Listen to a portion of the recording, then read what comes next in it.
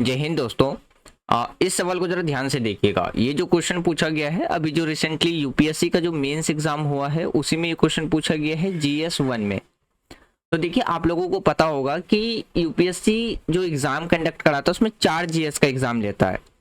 देखिए UPSC mainly जो exam अपना कंडक्ट कराता है वो 3 स्टेजेस में कराता है।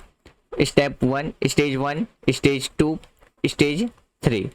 स्टेज 1 पे जो होता है वो उसमें भी आपका 2 एग्जाम होता है। एक होता है प्रीलिम्स का और दूसरा होता है सी सेट का। सी सेट सिर्फ क्वालिफाइंग पेपर होता है, लेकिन अगर आप प्रीलिम्स का फर्स्ट पेपर की बात करो जीएस का, उसमें आपको कट ऑफ लाना पड़ता है। कट ऑफ इसी के निकलते हैं, या तो अगर आप कट ऑफ क्लियर कर पाते हो तो अगर सी सेट क्वालिफाई है और प्रीलिम्स का जो जीएस 1 है उसमें कट ऑफ आप क्लियर कर लेते हो, तब आप बैठते हो जाकर के सेकंड स्टेज में, यानी कि मेंस में।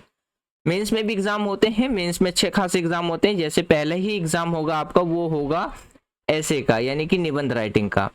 ऐसे के बाद होता है आपके पास 4 जीएस का paper, GS 1, GS 2, GS 3 and GS 4। ये 4 एग्जाम होने के बाद जब जीएस के 4 एग्जाम हो जाते हैं, जीएस यानी कि जनरल स्टडी के जब एग्जाम हो जाते हैं, तब उसके बाद होता है आपका 2 लैंग्वेज का पेपर। 2 लैंग्वेज में एक आप चुन सकते हैं, जैसे आप हिंदी चुन सकते हैं। मतलब जो हमारे कॉन्स्टिट्यूशन के अंदर जो 22 भाषा है उन 22 भाषा में से आप कोई सा भी एक भाषा चुन सकते हैं। और दूसरा जो लैंग्वेज का जो पेपर होता है वो होता है इंग्लिश का, जो कि आपके लिए कंपलसरी होता है।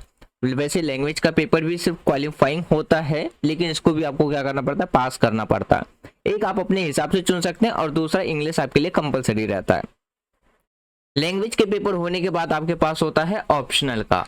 ऑप्शनल का यानी कि जो भी आपने ऑप्शनल सब्जेक्ट रखा है, जैसे हिस्ट्री हो गया, पॉलिटिकल साइंस हो गया, मैथमेटिक्स हो गया, बायोलॉजी हो गई, केमिस्ट्री हो गई, जो भी आपने ऑप्शनल सब्जेक्ट रखा है वो आपका ऑप्शनल का पेपर। इसमें भी 2 होते हैं, ऑप्शनल पेपर भी 2 होते हैं। तो इस तरीके से जब आप मेंस क्वालिफाई करते हैं तब आप जाते हैं थर्ड स्टेज में, जो कि होता है आपका इंटरव्यू।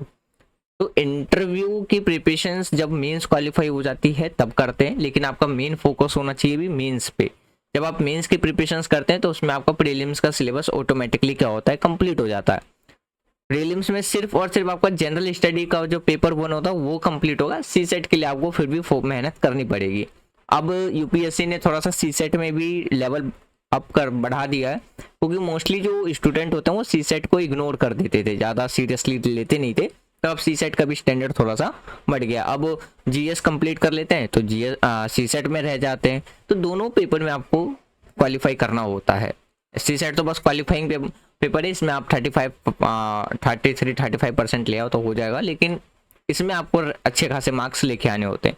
जनरल कैटेगरी से आप 110 से लेके 120 तक का स्कोर लेके टारगेट लेके चलो, तब जाकर के आप जीएस के प्रीलिम्स, मतलब प्रीलिम्स का जो जीएस है उसमें आप सेफ जोन में अपने आप को प्रेजेंट पाओगे। सी सेट आपको लेके चलना ही चलना है। तो अभी हम मेंस के आंसर राइटिंग डिस्कस कर रहे हैं, अभी रिसेंटली जो हुआ है। ऑलरेडी हमने 12 क्वेश्चन डिस्कस कर लिया है जीएस 1 का। आज हम 13वां क्वेश्चन डिस्कस करेंगे।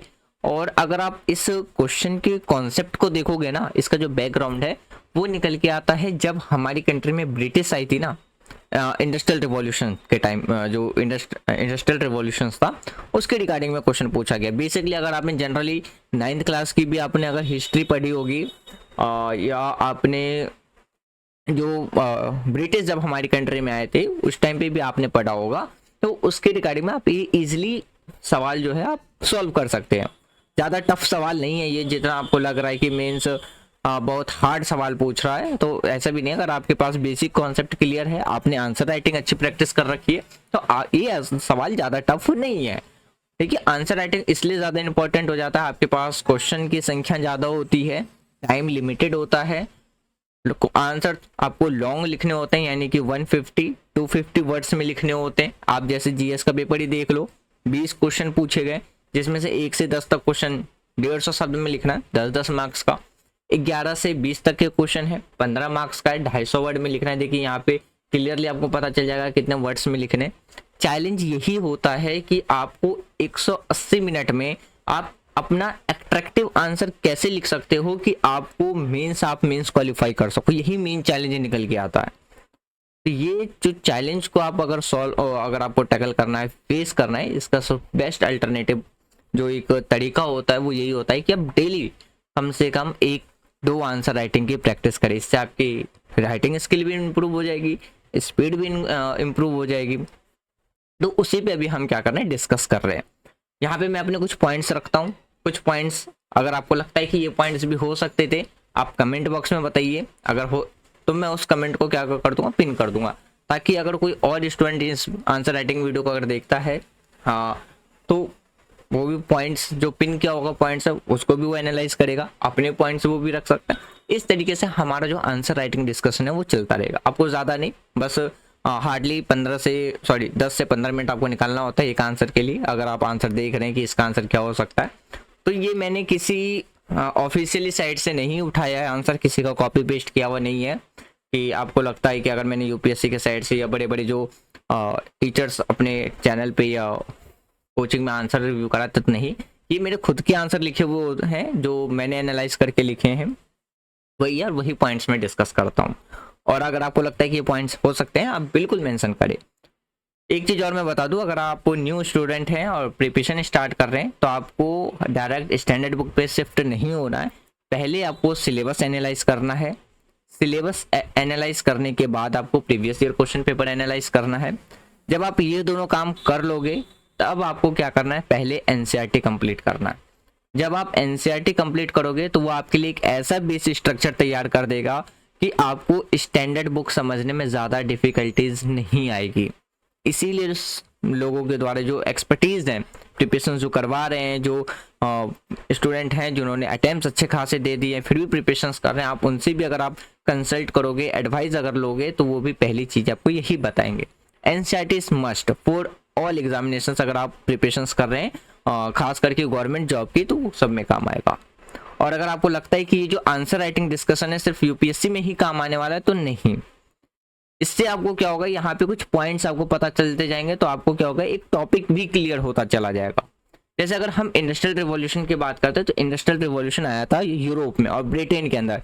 तो जैसे अगर आप इंडस्ट्रियल रिवॉल्यूशन की बात करोगे, तो जो कॉलोनाइजेशन के जो प्रोसेस चले थे ना, कि अलग अलग कंट्री को कॉलोनियल बनाना है, वो चले थे जब इंडस्ट्रियल रिवॉल्यूशन आया था यूरोप के अंदर में। किसके लिए, इंडस्ट्रियल रिवॉल्यूशन में जो कॉलोनियल बनाने का जो प्रोसेस चला, तो वो मेन रीजन था रॉ मटेरियल के लिए, क्योंकि इंडस्ट्री को चलाने के लिए सबसे ज़्यादा अगर कोई ज़रूरी होती है तो वो होती है रॉ मटेरियल।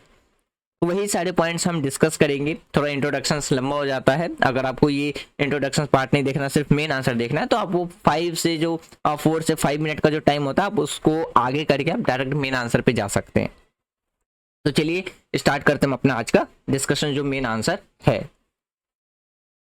देखिए यहाँ पे भी आपको क्वेश्चन मिल जाएगा। अगर आपको ये सारी चीज़ें पीडीएफ के फॉर्म में चाहिए, तो टेलीग्राम चैनल है, उसका लिंक आपको डिस्क्रिप्शन में मिल जाएगा। आप वहाँ से चैनल ज्वाइन करके आप सारी चीज़ें पीडीएफ के फॉर्म में डाउनलोड कर सकते हैं। देखिए आंसर डिस्कस करने से पहले ना, इंडस्ट्रियल रिवॉल्यूशंस के रिगार्डिंग में कुछ बेसिक पॉइंट्स हैं, हम उसको डिस्कस कर लेते हैं। तो जो इंडस्ट्रियल रिवॉल्यूशन स्टार्ट हुआ था, ये मेजर चेंजेस लेकर के आया था हमारे केस में।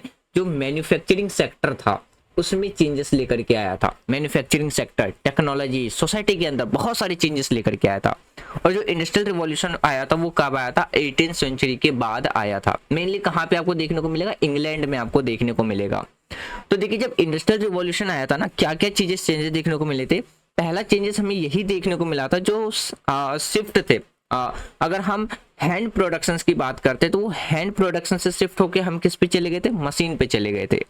तो जैसे जहां पहले हाथों से चीजें बनाई जा रही थी, तो अब वो हाथों से ना बन करके किससे बनने लगे थे, मशीन से बनने लगे थे। तो इससे क्या बेनिफिट हुआ था, बेनिफिट यही हुआ था कि जो प्राइस थी प्रोडक्ट की वो काफी सस्ती हो गई और लार्ज स्केल पर क्या होने लगा था, प्रोडक्शन बढ़ गया था। फिर देखिए इन्वेंशन ऑफ न्यू टेक्नोलॉजी की बात करते, तो इसमें नए नए टेक्नोलॉजी क्या है, इन्वेंशन होके आए थे। जैसे स्टीम इंजन निकल के आया था, स्टीम बोट निकल के आया था। तो जिससे क्या हुआ था, यह मशीन जो हैंडलूम था, जो हाथों से चलाने वाली मशीन्स थी, उसमें चेंजेस आए, तो उसमें भी मशीन्स का यूज किया जाने लगा था, स्टीम हैंडलूम का यूज किया जाने लगा था। तो जो टेक्नोलॉजीज थी, इंडस्ट्रियल रिवॉल्यूशन ने टेक्नोलॉजी में नए, अगर हम मशीन की बात करते हैं या जो टेक्नोलॉजी थी, नए टेक्नोलॉजी को लाने में भी बहुत बड़ा अपना एक इम्पोर्टेंट रोल प्ले किया था। फिर धीरे धीरे क्या हुआ था कि जैसे जैसे इंडस्ट्रियलाइजेशन रिवॉल्यूशन आया तो वहाँ पे क्या है, फैक्ट्री की संख्या बढ़ने लग गई थी, और साथ साथ में जो अर्बनाइजेशन है यानी कि जो शहर है वो भी धीरे धीरे क्या होने लग गया था, डेवलप होना शुरू हो गया था। एग्जाम्पल के तौर पे अगर आप अभी के टाइम से रिलेट करोगे बहुत अच्छे से समझ पाओगे कि आपको ज़्यादातर जो इंडस्ट्री है या कंपनी है वो आपको कहाँ देखने को मिलेगा, अर्बन एरिया में देखने को मिलेगा, यानी कि जो आपकी सिटीज़ होती हैं। एग्जाम्पल के तौर पे जैसे आप नोएडा देख सकते हो एनसीआर रीजन में, गुरुग्राम देख सकते हो, बेंगलुरु देख सकते हो, ये ऐसे सिटीज़ हैं जहाँ पे आपको कंपनी, फैक्ट्रीज, बहुत सारी चीज़ देखने को मिल जाएंगे। जब इंडस्ट्रियल रिवॉल्यूशन आया था तो वो अपने साथ साथ क्या लेकर के आया था कि जो ट्रांसपोर्टेशन सिस्टम थी वो भी इम्प्रूव हो गई थी और काफ़ी ज़्यादा क्या हो गया था, फास्ट हो गया था।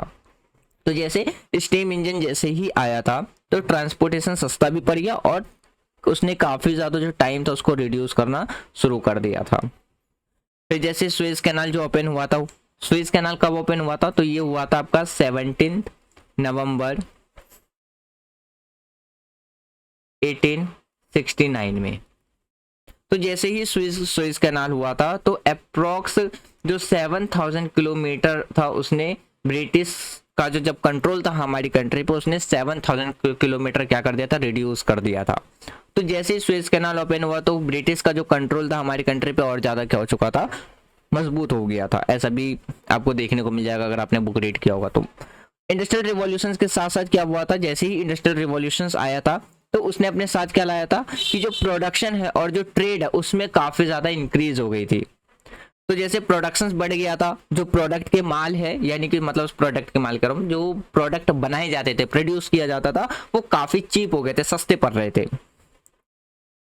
इम्पैक्ट भी पड़ा था जो लेबर थे और जो वर्किंग कंडीशंस थी। देखिए इम्पैक्ट में क्या पड़ा था, अगर हम इम्पैक्ट की बात करते तो जो जैसे जैसे जो इंडस्ट्रियल रिवॉल्यूशन जब आया था तो जो इंडस्ट्रीज में काम करने वाले जो लोग थे, लेबर थे, उनकी कंडीशन बहुत ख़राब थी, उनकी वर्किंग आवर बहुत ज़्यादा थी, यानी कि 16-16, 17-17 घंटे वो काम करते थे और उनकी जो वेजेस मिलती थी, उनको जो सैलरी मिलती थी वो बहुत ज़्यादा कम होती थी। जो डेंजरस फैक्ट्री होते थे उसमें चाइल्ड लेबर आपको देखने को मिल जाएगा। तो जो सोसाइटी के अंदर जो लेबर्स थे, पीपल्स थे, इंडस्ट्रियल रिवॉल्यूशंस का भी उन पे क्या है, बहुत ज़्यादा इम्पैक्ट पड़ा था। सोशल एंड इकोनॉमिक चेंजेस की बात करें तो वो भी बहुत पड़ा था। इसमें जो मिडिल क्लास थे वो निकल करके आए थे इंडस्ट्रीज में, और रिच और जो पुअर थे यानी कि गरीब और अमीर के बीच का जो गैप था वो काफ़ी ज़्यादा बढ़ गया था। गरीब बहुत अमीर जो था वो बहुत ज़्यादा अमीर हो गया था और जो पुअर थे वो क्या हो चुके थे, उनकी कंडीशंस ख़राब थी। फिर जैसे जो फॉरेस्ट पे डिपेंड करते थे जो ट्रैवलर्स होते थे यानी कि जो ट्राइबल पीपल्स होते थे, उनकी लिविंग कंडीशंस में भी लाइफ स्टाइल में चेंजेस आए थे। जैसे जहाँ पे वो रिसोर्सेज के लिए एक जगह से दूसरी जगह मूव करते थे, फॉरेस्ट पे डिपेंडेंट रहते थे, उनको फोर्सली शिफ्ट कर दिया गया था, किसमें, इंडस्ट्रीज में लेबर के तौर पे। ये आपको देखने को मिल जाएगा कि सोशल और इकोनॉमिक्स चेंजेस आपको देखने को मिल जाएगा सोसाइटी में। इंडस्ट्रियल रिवॉल्यूशंस के आने के बाद इसका जो नेगेटिव इम्पैक्ट पड़ा था वो हम किस पे पड़ा था, इन्वायरमेंटल पे भी पड़ा था, मतलब जो हमारा इन्वायरमेंट था उस पे भी पड़ा था। कैसे कि जैसे नाव बनाने के लिए या जो रेलवे ट्रैक के जो स्लीपर्स होते हैं उसको बनाने के लिए फॉरेस्ट का यूज़ किया जाता था, फॉरेस्ट से लकड़ियाँ काटी जाती थी ताकि रेलवे ट्रैक के नीचे जो स्लीपर होते हैं उसको बनाया जा सके।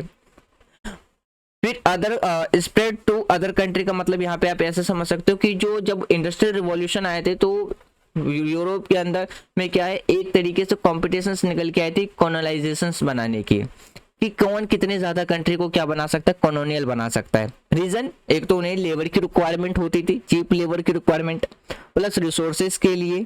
जैसे हमारी कंट्री में देख लो, आधे से ज़्यादा जो हमारी कंट्री के पीपल्स थे वो ब्रिटिश आर्मी में अपनी सर्विसेज देते थे, ब्रिटिश के जो इंडस्ट्रीज होते थे उस पर सर्विस देते थे, फैक्ट्रीज में सर्विस देते थे, प्लांटेशन जो ब्रिटिश के द्वारा उगवाए जाते थे प्लांटेशन, उसमें लेबर के तौर पे काम करते हुए नजर आ जाएंगे।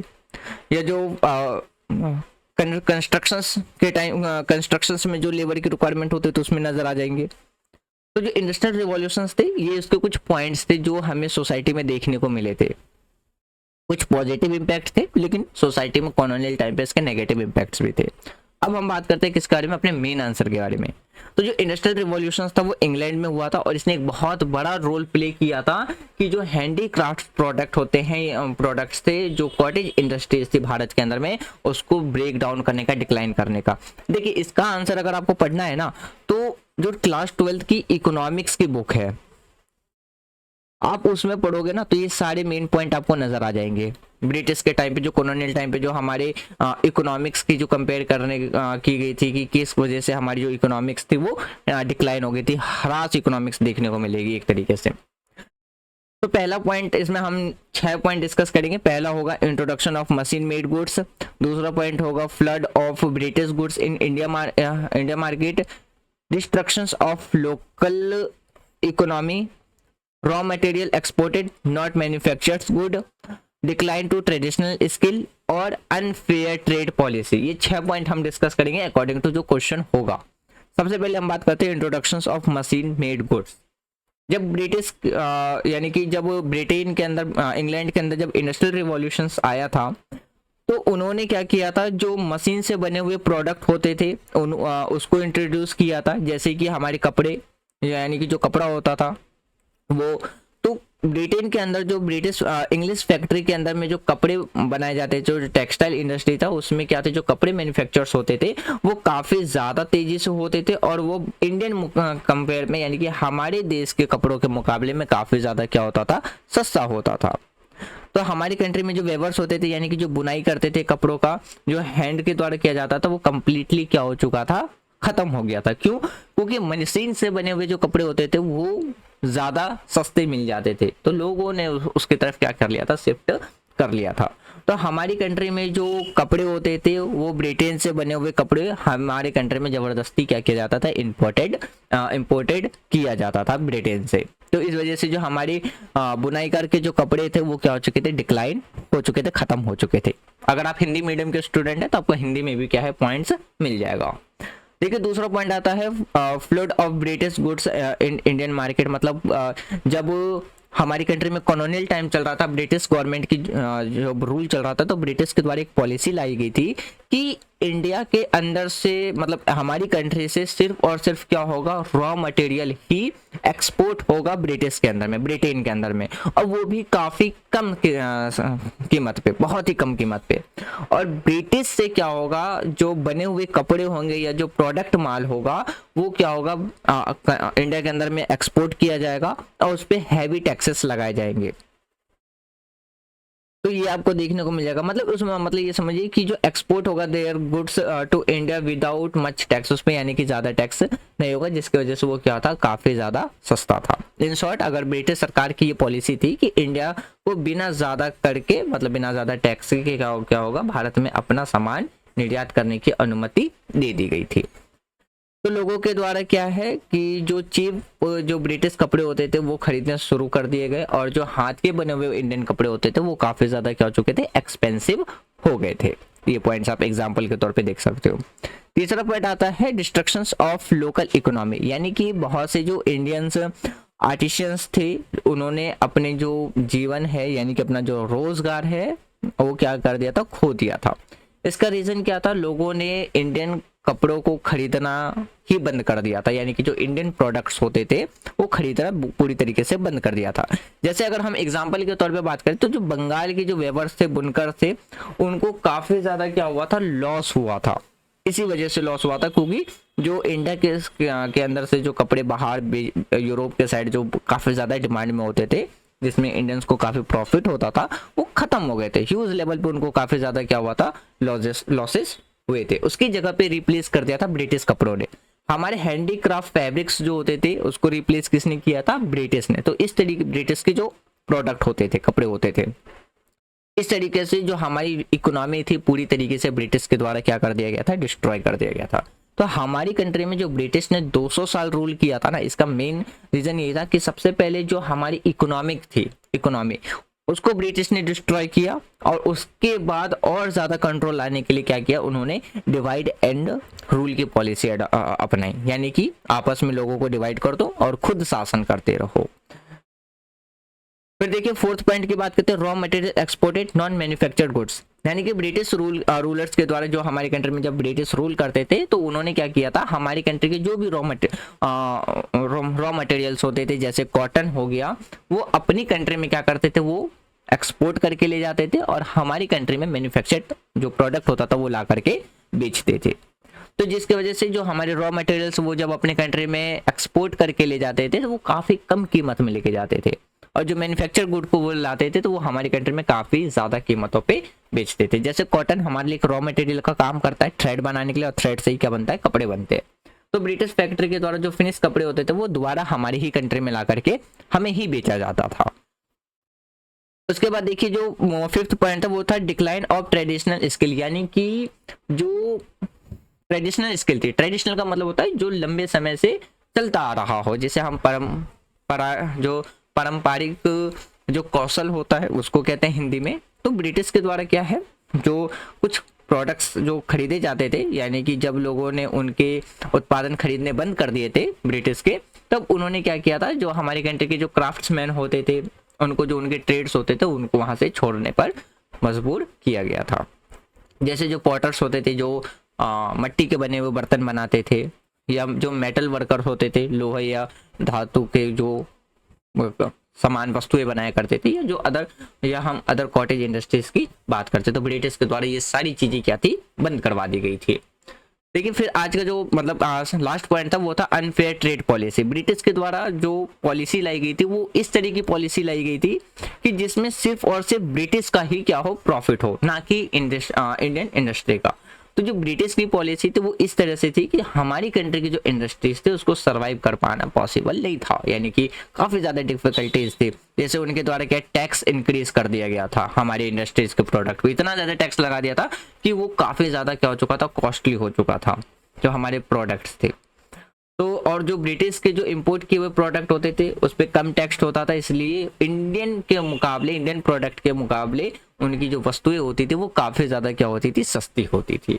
तो ये कुछ रीजंस थे इंडस्ट्रियल रिवॉल्यूशन के रिगार्ड, मतलब जो क्वेश्चन पूछा गया था, क्वेश्चन में ही यही पूछा गया था कि जो इंडस्ट्रियल रिवॉल्यूशन है इंग्लैंड की वो किस तरीके से रिस्पॉन्सिबल थी कि हमारी कंट्री के हैंडीक्राफ्ट और कॉटेज इंडस्ट्रीज के डिक्लाइन के लिए। देखिए कंक्लूजन में हम कह सकते हैं कि जो इंडस्ट्रियल रिवॉल्यूशन था जो इंग्लैंड के अंदर आया था, इंग्लैंड में ही लीड हुआ था, और इंडस्ट्रियल रिवॉल्यूशन ने ही लीड किया था कि हमारी कंट्री के अंदर जितने भी जो हैंडीक्राफ्ट प्रोडक्ट्स थे या हैंडीक्राफ्ट्स थे, जो कॉटेज इंडस्ट्रीज थी, उसको हमारे मार्केट से पूरी तरीके से क्या कर दिया था, डिक्लाइन कर दिया था। तो फ्रेंड्स ये था हमारा आज का आंसर प्रैक्टिस। अगर आपको लगता है कि नहीं कुछ और पॉइंट्स हो सकते थे, आप बिल्कुल कमेंट बॉक्स में बताइए। वीडियो के रिगार्डिंग में अगर आपको कोई सजेशन देना है आप सजेशन दे सकते हैं। देखिए बैकग्राउंड से कुछ नॉइस साउंड आ जाती हैं क्योंकि गाड़ियाँ थोड़ी ज़्यादा चलती है, अभी थोड़ी सी उतने अपडेटेड सॉफ्टवेयर नहीं है जिससे कि अभी नॉइस प्रॉपरली रिड्यूस किया जा सके। तो उस अनवांटेड वॉइस के लिए आई एम सॉरी, बट कोशिश की जाएगी कि इस प्रॉब्लम को भी अब जल्द से जल्द रिजॉल्व किया जाए। वैसे आपको वीडियो के रिगार्डिंग में कोई भी सजेशन देना है, अगर यह वीडियो पसंद आ रही है तो आप वीडियो को ज़्यादा से ज़्यादा लाइक कर सकते हैं, शेयर कर सकते हैं एंड चैनल को सब्सक्राइब कर सकते हैं। आज की वीडियो थोड़ी ज़्यादा लंबी होगी, थोड़ी सी एक्स्ट्रा पॉइंट हमने डिस्कस कर लिया। मुझे उम्मीद है कि वीडियो फिर भी आपको पसंद आई होगी।